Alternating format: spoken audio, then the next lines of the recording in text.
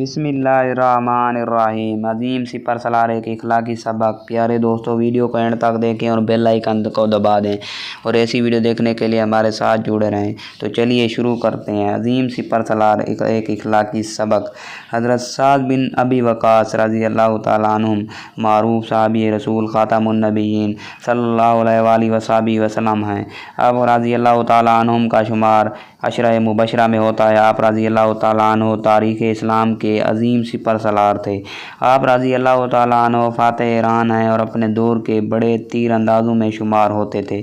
آپ رضی اللہ تعالیٰ عنہ ان دو خوش قسمت ترین صحابہ کرام رضی اللہ تعالیٰ عنہما میں سے ایک ہیں جن کے لیے نبی اکرم خاتم النبیین صلی اللہ علیہ وآلہ وسلم کی زبان مبارک سے یہ جملہ ادا ہوا کہ میرے ماں باپ تجھ پر قربان ہو۔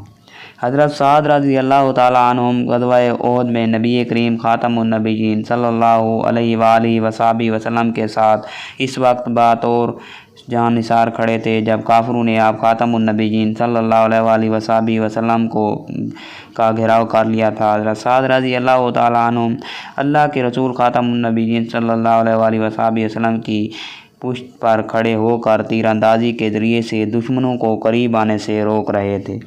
اس وقت رسول اکرم خاتم النبیین صلی اللہ علیہ وآلہ وسلم کی زبان مبارک سے یہ جملہ ادا ہوا کہ سعد خوب تیر برساؤ، میرے ماں اور باپ تم پر قربان ہو۔ سبحان اللہ۔ صحیح بخاری۔ حضرت سعد بن ابی وقاص رضی اللہ تعالیٰ عنہ نے غزوہ بدر میں غیر معمولی شجاعت کے جوہر دکھاتے ہوئے شہید بن الاس رضی اللہ تعالیٰ عنہ کو، جو کہ لشکر کفار کا سرخیل تھا، تعطیق کیا۔ حضرت سعد رضی اللہ تعالیٰ عنہم کو اس کی ذواللقطہ نامی تلوار پسند آ گئی۔ آپ رضی اللہ تعالیٰ عنہم اس تلوار کو لیے بارگاہ نبوت میں حاضر ہوئے۔ چونکہ اس وقت تک مال غنیمت کی تقسیم سے متعلق کوئی حکم نازل نہیں ہوا تھا، اس لیے آپ خاتم النبیین صلی اللہ علیہ وآلہ وسلم نے انہیں حکم دیا کہ اسے جہاں سے اٹھایا ہے وہیں رکھ دو۔ حضرت سعد رضی اللہ تعالیٰ عنہ کے بھائی حضرت عمیر رضی اللہ تعالیٰ عنہ اس جنگ میں شہید ہوئے تھے۔ کچھ تو ان کی وفات کا صدمہ اور کچھ تلوار نہ ملنے کا افسوس لیے آپ رضی اللہ تعالیٰ عنہ غمگین ہو کر چپ چاپ واپس آ گئے۔ لیکن پھر تھوڑی ہی دیر کے بعد سورۃ الانفال نازل ہوئی اور سرور کائنات نے آپ رضی اللہ تعالیٰ عنہ کو بلا کر تلوار لینے کی اجازت دے دی۔ غزوہ احد سے فتح مکہ تک جس قدر معرکے پیش آئے، حضرت سعد رضی اللہ تعالیٰ عنہم بہادری و جاں بازی کے ساتھ سب میں پیش رہے۔ فتح مکہ کے بعد غزوہ حنین میں بھی آپ رضی اللہ تعالیٰ عنہم نے نہایت جاں نثاری، ثبات اور پامردگی کا مظاہرہ کیا۔ حضرت سعد بن ابی وقاص رضی اللہ تعالیٰ عنہم کا ایک نہایت دلچسپ واقعہ بخاری شریف کی کتاب میں مذکور ہے کہ حجۃ الوداع کے موقع پر وہ مکہ مکرمہ میں موجودگی کے دوران میں بیمار ہو گئے۔ بیماری اتنی زیادہ بڑھی کہ بچنے کی امید بھی نہ رہی۔ اب انہیں دو باتوں کی فکر لاحق ہوئی۔ پہلی تو یہ کہ ان کی اولاد میں اس وقت تک ایک صاحبزادی کے سوا کوئی وارث نہ تھا اور جائیداد خاصی تھی۔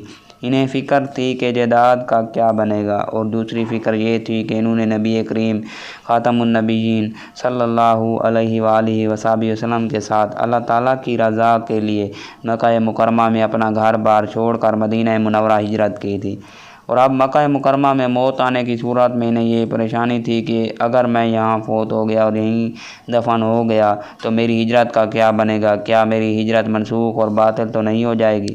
رسول اللہ خاتم النبیین صلی اللہ علیہ وآلہ وسلم عیادت کے لیے ان کے خیمے میں تشریف لائے تو خاتم النبیین صلی اللہ علیہ وآلہ وسلم نے حضرت سعد رضی اللہ تعالیٰ عنہم نے ان سے عرض کی، یا رسول اللہ خاتم النبیین، جیسا کہ آپ نے ملاحظہ فرمایا کہ میرا مرض اس حد کو پہنچ گیا ہے اور میرے پاس مال ہے جس کی وارث صرف میری ایک لڑکی ہے، تو کیا میں اپنا 2/3 مال خیرات کر دوں؟ آپ خاتم النبیین صلی اللہ علیہ وآلہ وسلم نے ارشاد فرمایا، نہیں۔ حضرت سعد رضی اللہ تعالیٰ عنہ نے پوچھا کہ کیا آدھا کر دوں؟ آپ خاتم النبیین نے پھر فرمایا، نہیں۔ حضرت سعد رضی اللہ تعالیٰ عنہ نے پھر پوچھا کہ کیا 1/3 کر دوں؟ نبی کریم نے ارشاد فرمایا، 1/3 بھی بہت ہے، تم اپنے وارثوں کو مالدار چھوڑ کر جاؤ تو یہ اس سے بہتر ہے کہ انہیں محتاج چھوڑو اور وہ لوگوں کے سامنے ہاتھ پھیلاتے پھریں، اور تم جو کچھ بھی خرچ کرو گے اگر اس سے اللہ کی رضا مقصود رہی تو تمہیں اس پر ثواب ملے گا، حتیٰ کہ اس لقمہ پر بھی جو تمہیں ثواب ملے گا جو تم نے اپنی بیوی کے منہ میں رکھو گے۔ اس پر حضرت سعد رضی اللہ تعالیٰ عنہم نے عرض کیا، یا رسول اللہ صلی اللہ علیہ وسلم، بیماری کی وجہ سے کیا میں اپنے ساتھیوں کے ساتھ مدینہ نہیں جا سکوں گا؟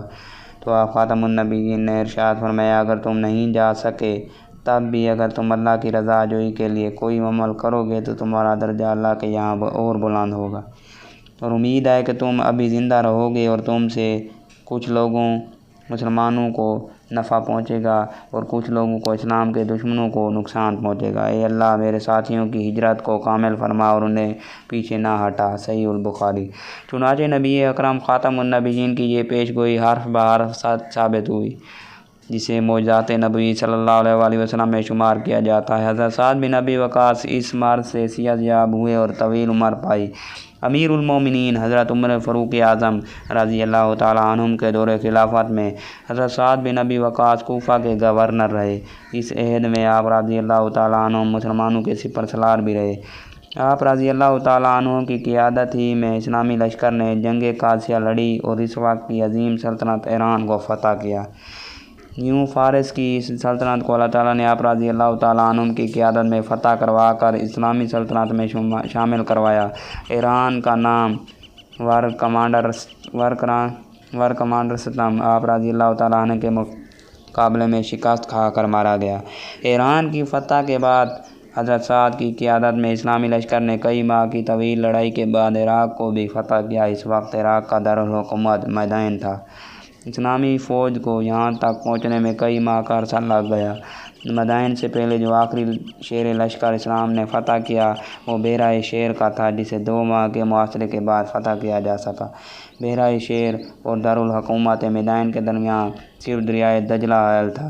ایرانیوں نے مسلمانوں کے خوف سے دریا پر جہاں جہاں پل تھے سب کو توڑ کر بیکار کر دیا، لیکن حضرت سعد کی ولولہ لازمی کے آگے دنیا کی کوئی چیز حائل نہ ہو سکی۔ انہوں نے اپنے لشکر کو مخاطب کر کے کہا، برادران اسلام، دشمن نے ہر طرف سے مجبور کر کے دریا کے دامن میں پناہ لی ہوئی ہے، آؤ اس کو بھی تیر جائیں۔ تو پھر مطلع صاحب یہ کہ آپ کا رضی اللہ تعالیٰ نے اپنا گھوڑا دریا میں ڈال دیا۔ اپنے سپر سالار کی جاں بازی دیکھ کر تمام فوج نے بھی جوش کے ساتھ اور خوشی کے ساتھ گھوڑے ڈال دیے اور باہم باتیں کرتے ہوئے دوسرے کنارے پر جا پہنچے۔ ایرانی اس عجیب و غریب جوش و استقلال کا منظر دیکھ کر دیو آ گئے کہتے ہوئے بھاگ گئے، تاہم ان کا سپر سالار تھوڑی سی فوج کے ساتھ جمع رہا اور دریا سے نکلنے پر حضرت سعد کے لشکر کے مقابل آیا، لیکن مسلمانوں نے ان کو جلد ہی شکست دے دی اور مدائن پہنچ کر شاہی محلات پر قبضہ کر لیا۔ شاہ ایران یزیدگرد پہلے ہی بھاگ چکا تھا، البتہ تمام مال و اسباب موجود تھا، جو دارالحکومت مدینہ منورہ روانہ کر دیا گیا۔